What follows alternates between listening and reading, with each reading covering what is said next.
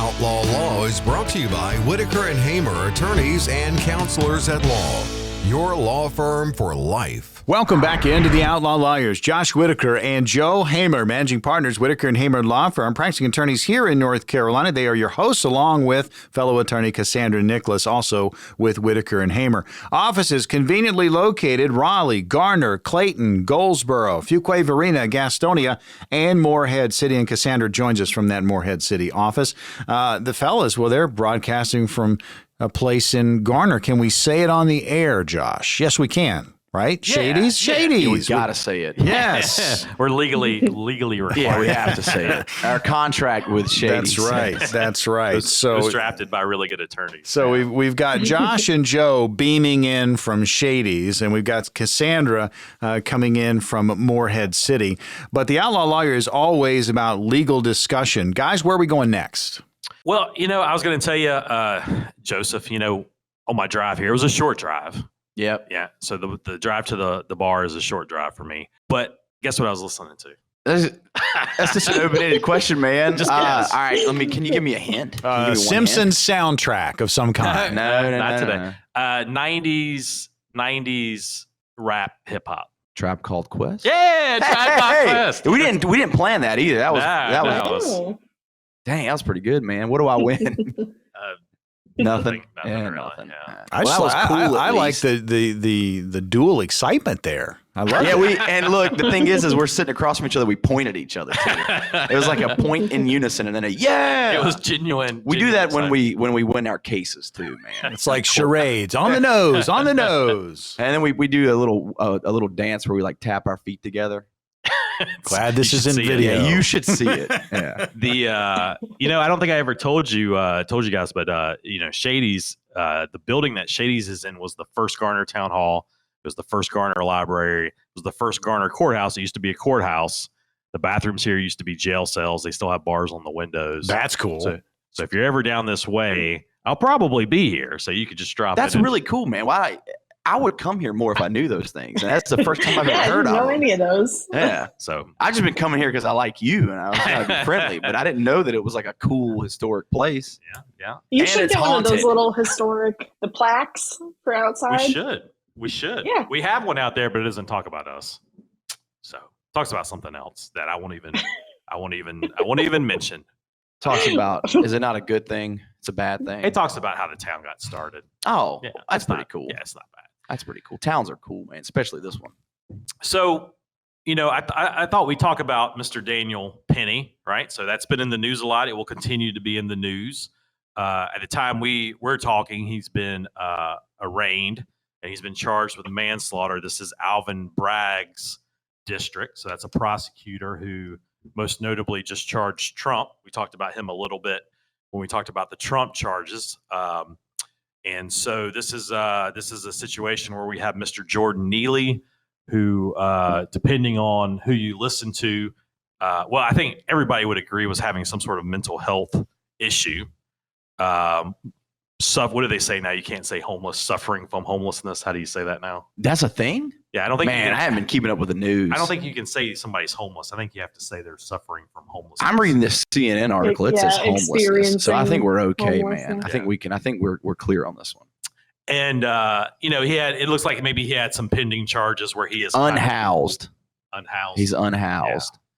And so you've got him. Clearly, he's not doing well, right? And he's being accused. The bystanders here would say that he was again, and this is kind of the stuff that's going to come out as we get closer, threatening some people who are riding the subway. And Daniel Penny, from all accounts, is an ex-Marine who was on there, and he subdued Mr. Neely with a chokehold. And then once he released it, Mr. Neely was transported to a hospital where he later passed away.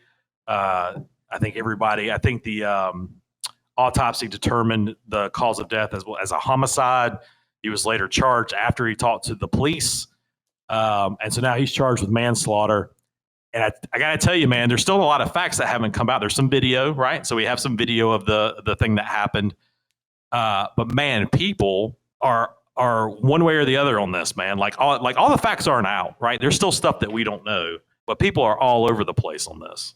It's one of those ones, man. One of those ones where it's 100% in on either side to the extreme. And then you got a few people, you got a few reasonable folks, right? Like you, who are like, we don't know the facts. We don't know everything.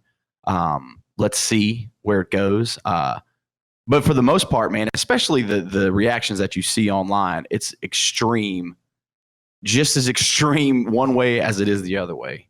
And Mr. Cassandra, Penny himself recently spoke out, and his statements are interesting too, that he's mainly defending himself against like the divisive character attack, saying that it was something he did due to race. And yeah, the facts aren't all out, but that doesn't seem to be the case. And he's really like speaking out about that issue in particular. So he's not defending himself against like what he did, just like motive essentially. I try to talk to people who are kind of all over the map. You know, I try to talk to, you know, just day to day, whether it's text conversation. You know, we have, 9 attorneys in the office at any given time, and we're all over the map as far as political affiliation and kind of what drives us when we read the news and what kind of side we fall on. You know, I think most attorneys, I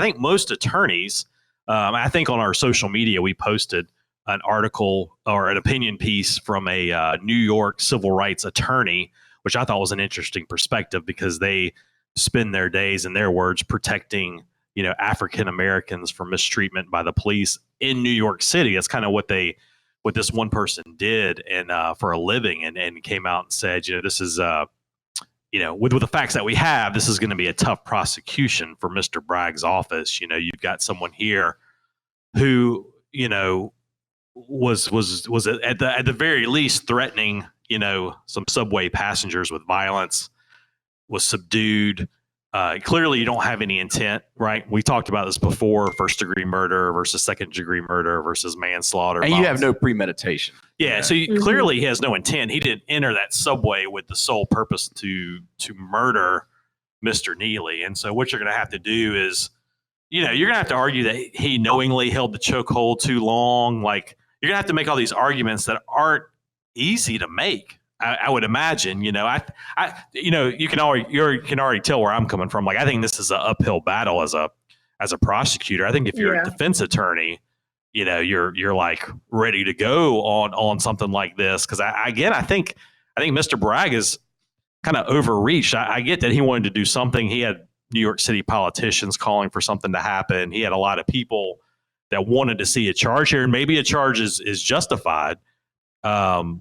But I don't know, Cassandra. I feel like this is another one where actually proving this case, charging is one thing, getting a grand jury to charge, but I don't, unless something else comes out that we haven't seen. That's where the difficulty for the defense is that, it's even if it was, it's hard to watch, and that's what a jury is going to have to do. And I think that is the uphill battle, just from overcoming the emotional perspective and putting it in the terms of, are the requisite factors for murder met here for a jury to, if it ends up in front of a jury. That's the struggle for the defense, is overcoming watching someone die that way. Yeah, 100%. It's terrible. It's a terrible thing to have to watch. It's a terrible thing to happen to a person. And, I think that the defense's argument is like Mr. Penny didn't want this to happen. He did not, and I think that their argument's clear. It's this man was a threat, and it was an attempt to subdue and protect other people. But like you said, Cassandra, it's a great point. There's this video, right? That's going to be very, like, it's an emotional thing, right? And and they are going to have to see that. But it's going to be interesting, man. Anytime it's fascinating, and maybe fascinating is not the right word, but anytime you have this level of political and social pressure on an issue like this, it's just, I feel like we've tended to see more recently, like you said, there could have been a little bit of an overreach in terms of the charges brought, and it's almost like when you're a public official, like there's so much pressure to do that, right? Like it's just a crazy thing. Politics ruin everything all the time, right? Like politics always, you don't want politics. And that's part of the problem we're having kind of across the aisle, U.S. Supreme Court, North Carolina Supreme Court, like politics in the judiciary. It's terrible. It's a terrible thing to happen. Like I don't know what the answer is now. Yeah, there should be no political. This should be, there are facts, right? And we've got codified laws that exist, and there are objective elements, and there's some subjective nature to it, but there's elements that exist outside of any kind of political leanings or spectrum. And that's how it should be applied, right? Like we should just plainly apply the law. It should apply equally to every situation, regardless of any kind of political leaning or any kind of political spin that you could put on something. Yeah. So this is one, again, that, we've talked about, we're coming up, we're about to finish our second year doing this show, which seems crazy to me. But we're almost 2 years in, and we've talked about a ton of stuff. I was thinking the other day, about how often when we first got started, every show was about a COVID, right? A COVID regulation or a COVID close down. The Shadies, we opened right before Governor Cooper decided that bars were not, the perfect time. Yeah. Perfect time to open a bar. We were open 2 months before Governor Cooper decided bars were not, what's the word? We're not. Was it essential? What essential. Was it? Yeah, we were non-essential, Yeah. Feels pretty dang on essential to me right now, sitting in this place. The former courthouse. But I had forgot about that. There's a case that we'll talk about later today, but it was not really a case. There was something that was coming before the Supreme Court. The Supreme Court, it was Title 42 that had to do with immigration. It was a COVID policy from the Trump era. And the Supreme Court decided not to hear the challenge. And so there's a little 2 or 3 page order. But in it, I can't remember the justice who wrote it now off the top of my head. I'll have to take a look at that in the break. But went back and talked about how we should all remember the civil liberties that we lost during COVID, right? Yeah. Yeah. Anyway, we'll talk about it later. Yeah.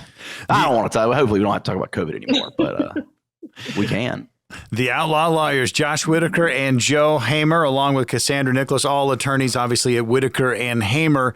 Josh and Joe are managing partners at the firm, practicing attorneys here in North Carolina. I'm Morgan Patrick, consumer advocate. I want to remind you that Whitaker and Hamer, they have offices located almost everywhere: Raleigh, Garner, Clayton, Goldsboro, Fuquay, Varina, Gastonia, and Morehead City, where Cassandra is joining us from. If you've got a legal situation you're facing, if you've got questions you need answers to, you can always call Whitaker and Hamer, 800-659-1186. That's 800-659-1186. Leave your contact information, briefly what the call is about, and an attorney with Whitaker and Hamer will be in touch. You can always email your questions to the show, questions@theoutlawlawyer.com. We'll change the names to protect the innocent, or maybe you're guilty.